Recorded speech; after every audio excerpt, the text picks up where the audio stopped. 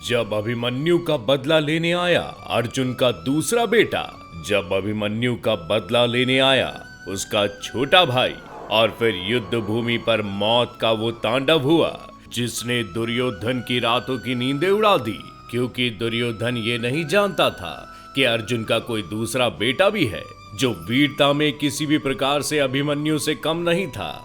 इसलिए उसको मारने के लिए कौरवों ने अभिमन्यु जैसी रणनीति बनाई और सारे योद्धाओं ने मिलकर अभिमन्यु के भाई को भी उसी की तरह घेर लिया।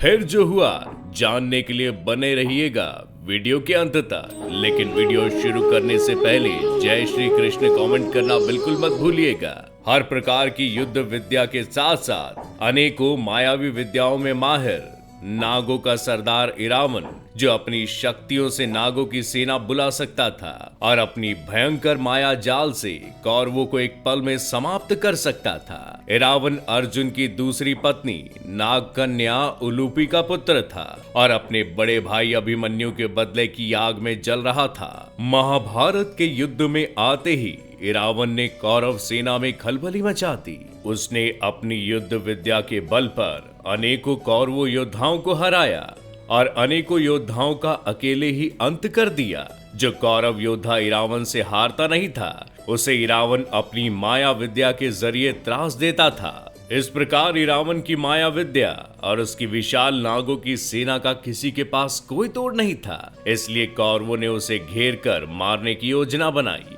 और इरावन के पराक्रम पर लगाम लगाने की योजना शकुनी ने बनाई। उसने अपने 6 भाइयों गज, गवाक्ष, ऋषभ, आर्जव, शुक्र और चर्मवान के साथ मिलकर अगले दिन के युद्ध में इरावन को मारने की योजना बनाई। अगले दिन युद्ध आरंभ हुआ और शकुनी के 2 भाइयों गज और गवाक्ष ने मिलकर अकेले इरावन को युद्ध की चुनौती दे डाली। इरावन ने हंसते हंसते उनकी चुनौती स्वीकार कर ली और कुछ देर बाद उनके बीच बड़ा ही घनघोर युद्ध छिड़ गया। तभी ऋषभ और आर्जव ने इरावन पर पीछे से हमला कर दिया और इरावन घायल होकर जमीन पर गिर पड़ा। लेकिन घायल इरावन ने हार नहीं मानी। वो तलवार के माध्यम से उन चारों से लड़ता रहा।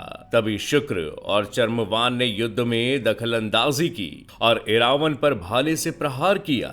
इरावन बुरी तरह घायल हो जमीन पर गिर गया और उसे शकुनी के उन 6 भाइयों ने घेर लिया। और फिर वो हुआ जिसके लिए इरावन को जाना जाता है। इरावन ने अपनी माया विद्या के जरिए उनको चकमा दे दिया और अत्यंत बहादुरी से लड़ते हुए शकुनी के सभी भाइयों का अंत कर दिया। ये देखना सिर्फ शकुनी बल्कि समस्त कौरव योद्धा भी दंग रह गए। उनके मन में इरावन के नाम का भय बैठ गया। लेकिन जब इरावन ने भूरित्रवा के 4 पुत्रों का अंत किया तब दुर्योधन ने अपने साले सुदक्षिण को इरावन से लड़ने भेजा।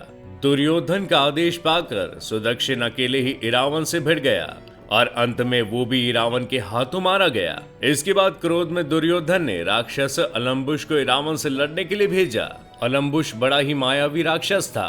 युद्ध भूमि पर अलम्बुश और इरावन के बीच बड़ा ही घनघोर युद्ध हुआ।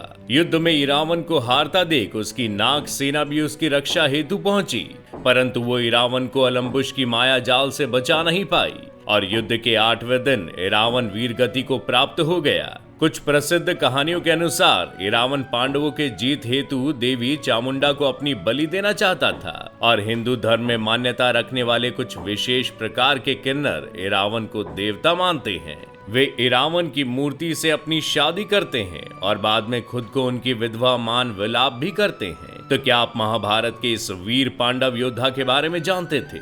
हमें कमेंट करके जरूर बताइएगा।